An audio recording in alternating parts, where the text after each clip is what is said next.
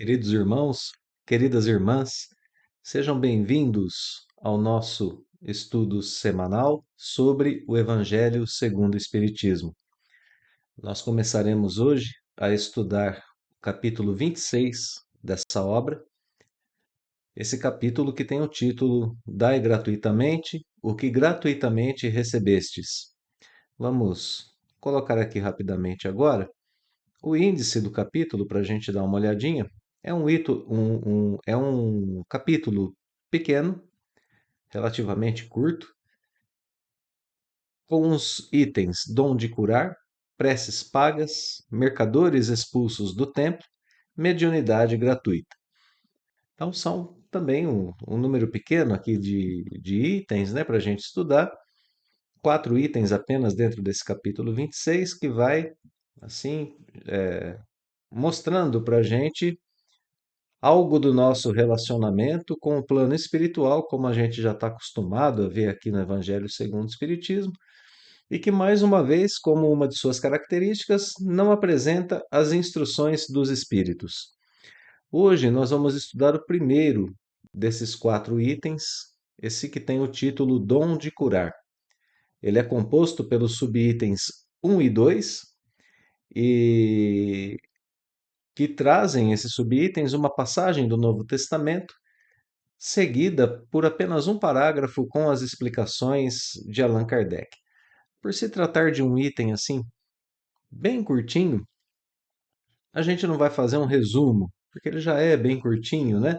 Então, a gente pode falar apenas que o próprio título aqui do item já vai nos orientar a respeito do tema, dom de curar. E aí a gente vai ser apresentado nesse item a temática do capítulo como um todo. Então, sem o resumo hoje, a gente já vai direto ao item e vamos trabalhar com ele. Mas a gente pode explorar um pouquinho a ideia de continuidade. Nós temos aprendido nesses capítulos finais do Evangelho como nós nos ligamos a Deus.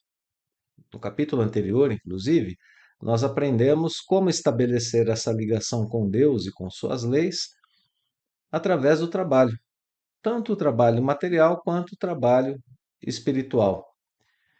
Terminamos o capítulo vendo a questão do trabalho em nossa relação com as outras pessoas, com o nosso próximo, a divulgação da doutrina espírita, a divulgação do evangelho, se quisermos assim.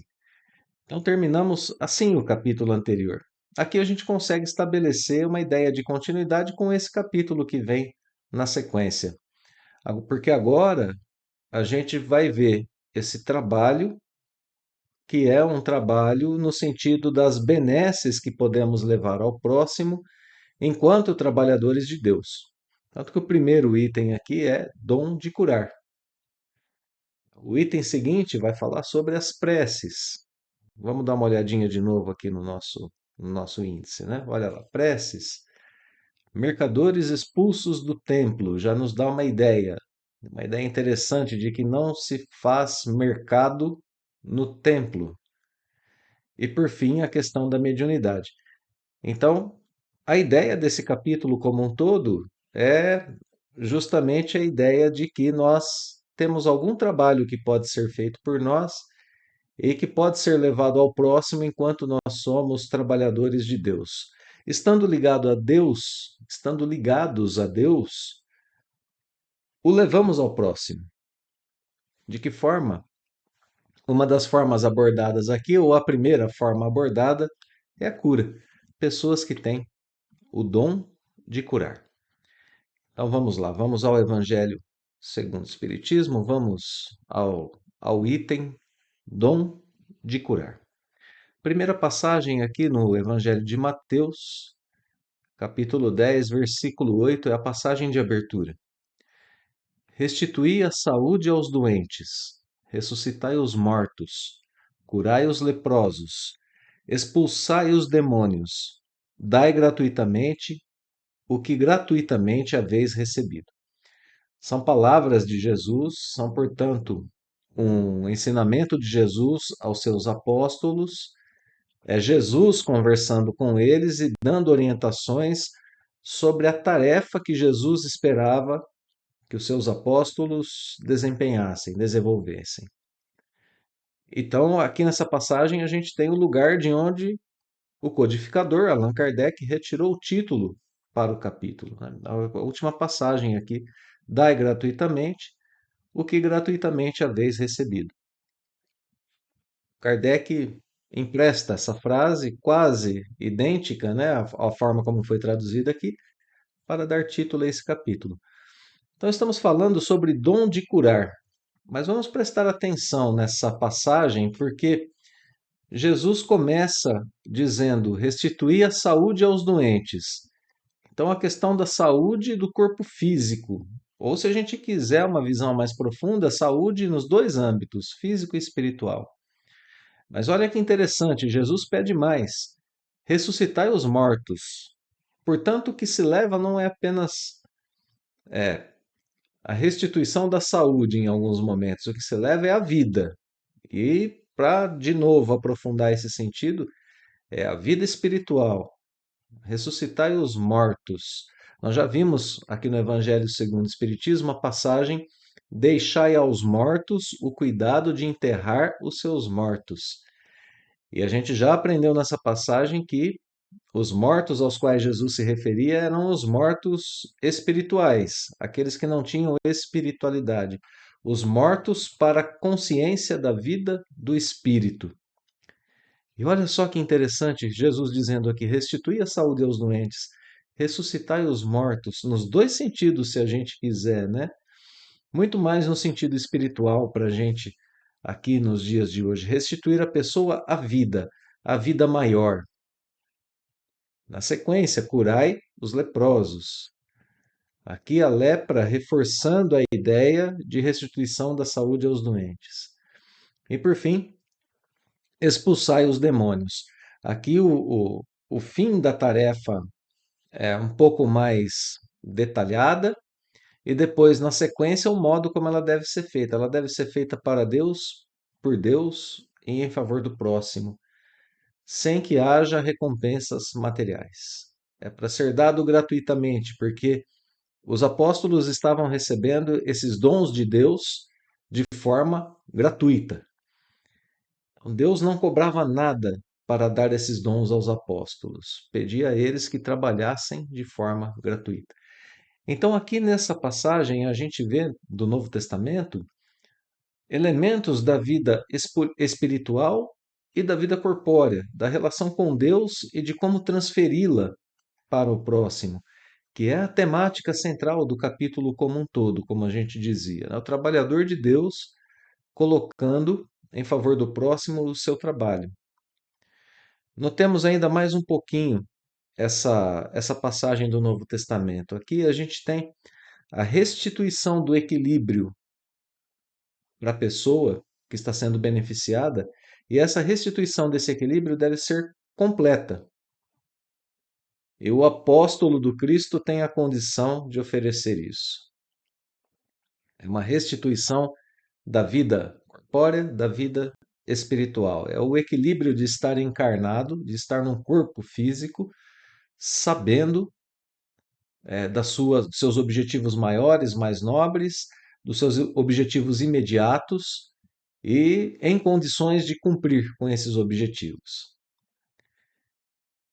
Eu vou citar mais um pouquinho aqui a questão da lepra antes da gente passar ao texto de Kardec. Jesus então diz: restitui a saúde, ressuscita os mortos, cura os leprosos. Por que Jesus fazia isso? Porque a lepra naquela época era mais do que uma simples doença.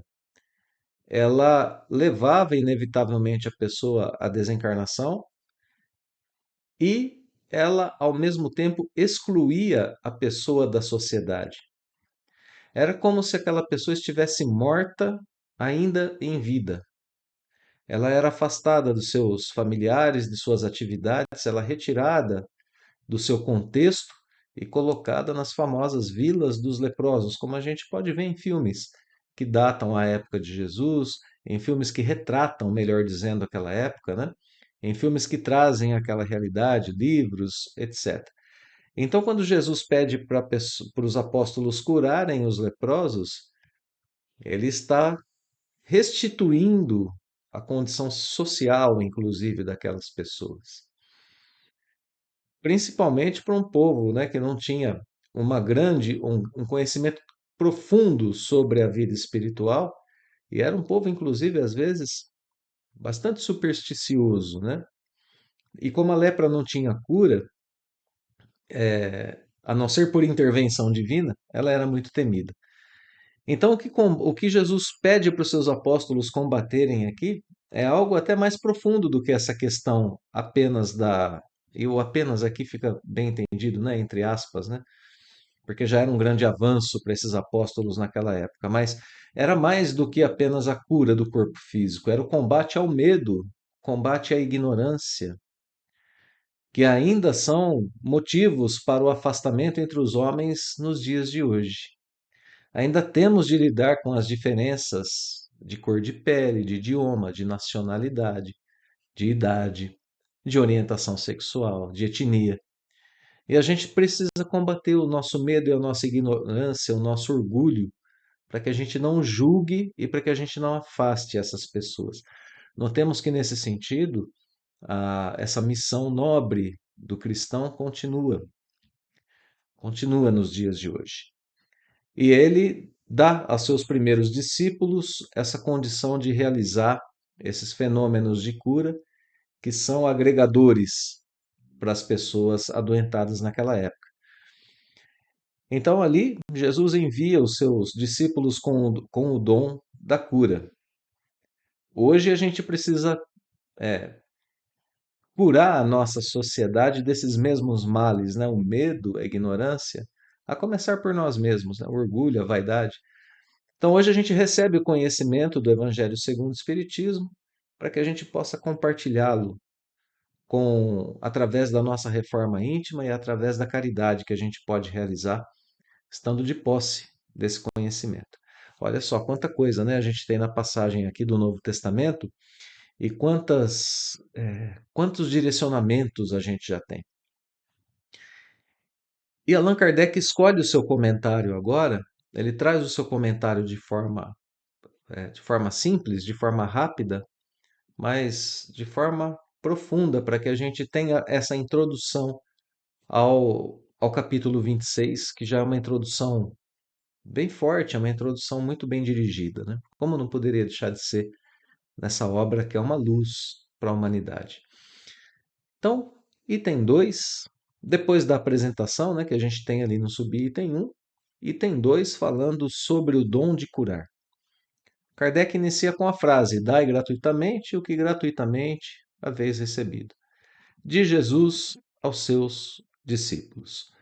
Com essa recomendação, prescreve que ninguém se faça pagar daquilo porque nada pagou, né?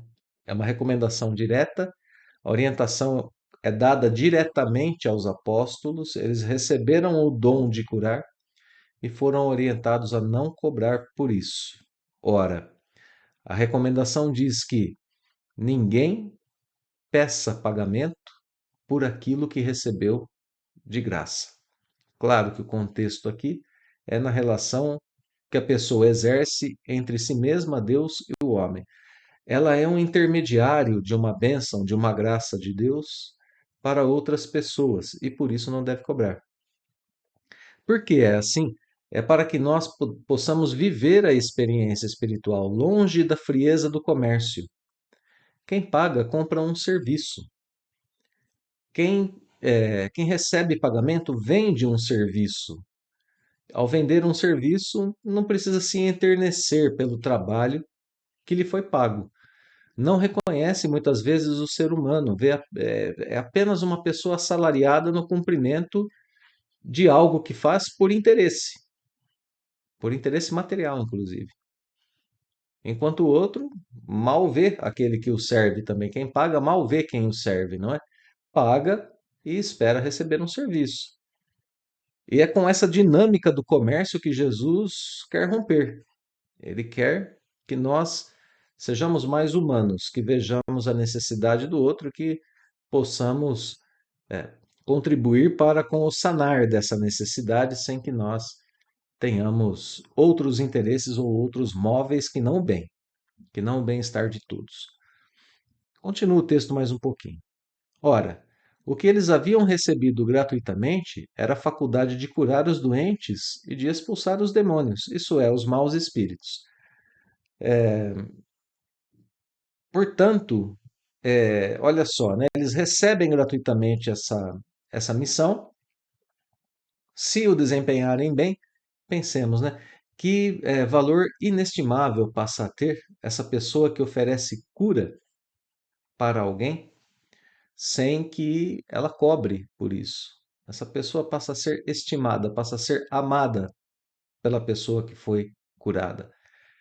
Ela é tocada por sentimentos de gratidão. A pessoa que é curada desperta para a fé e para o poder de Deus. Tem em si uma semente plantada para isso, no mínimo, né? No mínimo essa sementinha ela tem em si já. Então, isso acontece o mesmo com o trabalhador, que por sua vez sente-se cada vez mais ligado a Deus. Então ele vai desempenhando essas tarefas e vai cada vez mais se ligando a Deus. Aqui no grifo, né, onde nós marcamos aqui, faculdade de curar os doentes e de expulsar os demônios, isso é, os maus espíritos, diz Allan Kardec, escreve Allan Kardec. E é claro que o codificador está se referindo aqui ao que nós conhecemos hoje na doutrina como desobsessão. Hoje a gente conhece meios para desobsessão dentro da doutrina, que são muito bem aplicados pelos espíritas. Então a gente ainda tem essa tarefa de continuidade com os antigos apóstolos, né? Ou com os primeiros apóstolos de Jesus. Nós ainda temos essa tarefa hoje, essa tarefa de curar através do conhecimento espiritual, de curar através da fluidoterapia do passe, de curar através da orientação que elimina o medo, que elimina a ignorância. Nós continuamos com essas mesmas características dos primeiros apóstolos de Jesus e vale a recomendação, né? Não temos que ser remunerados para isso com coisas terrenas, com bens corpóreos, com bens materiais. Então, nós já temos muitas coisas que Deus nos deu gratuitamente, inclusive essas condições de compreender o espírito e de agirmos na cura espiritual, na orientação espiritual de uns para com os outros, sendo mais fraternos, mais caridosos, sendo cada um de nós um instrumento para, eh, para o encaminhamento do outro, a restituição do seu equilíbrio. Que a gente tira o contexto geral, né, do ensinamento aqui, colocado no comecinho do capítulo por Allan Kardec. Olha só, esse dom Deus lhes dera gratuitamente para alívio dos que sofrem e como meio de propagação da fé, que é justamente o que a gente está dizendo, né? Por isso, a pessoa curada, a pessoa que curou, desenvolve em si, fortalece a sua fé. Jesus, pois, recomendava-lhes que não fizessem dele objeto de comércio, nem de especulação, e muito menos meio de vida. Então, se a gente vai trabalhar pelo Espiritismo, se a gente vai trabalhar por Jesus, a gente deve ter a consciência disso e desenvolver os nossos trabalhos sempre fundamentados no estudo, na simpatia, no bom humor, na inteligência emocional, inclusive, para acalmar, para orientar, para consolar, para elevar a pessoa através da fé. Cada vez que agimos assim, ajudamos a propagar a fé, a esperança, a cura, o equilíbrio emocional.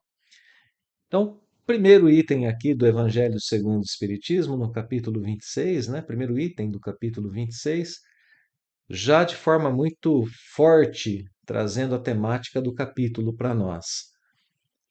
Mesmo que seja o dom de curar, mesmo que tenhamos o dom de curar, façamos isso gratuitamente, sem cobrança nenhuma. Teremos a esperança para um futuro melhor, assim, para a humanidade, teremos o apoio do plano espiritual sempre conosco e estaremos no cumprimento da nossa tarefa. Por quê? Como vimos aqui, o trabalhador de Deus não pode ter como objetivo algo terreno, as coisas materiais. Então, coloquemos o âmbito espiritual à disposição de todos, sem nos preocuparmos em receber recompensas da terra, em troca de dividirmos aquilo que Deus nos deu. É assim que nós aprendemos que dividindo as bênçãos de Deus, elas são multiplicadas pelos caminhos que trilhamos. Aprendemos que dividir saúde e vida é conquistar tesouros de felicidade para nós e para o próximo. Essa é a economia de Deus. Se o nosso dom for o dom de curar, então, estamos doando bem-estar material que serve à conquista de perfeição espiritual para todos. Essas coisas não têm preço, né? Essas coisas não podem ser avaliadas do ponto de vista das coisas materiais. Portanto, não podem ser pagas com dinheiro. Temos assim uma orientação muito segura para as nossas vidas espirituais vividas aqui na carne, enquanto trabalhadores de Deus, nos aproximando cada vez mais de suas leis. Muito bem. Dessa forma, nós terminamos hoje, então, o nosso estudo com esses subitens 1 e 2 do capítulo 26. Desejamos a todos a paz do Cristo reinante em nossas vidas. Deixamos o nosso fraterno abraço, o agradecimento pela companhia em mais um estudo e o convite para nos vermos novamente na próxima semana com a sequência do capítulo 26. Mais uma vez, queridos amigos, abraço fraterno e até logo mais.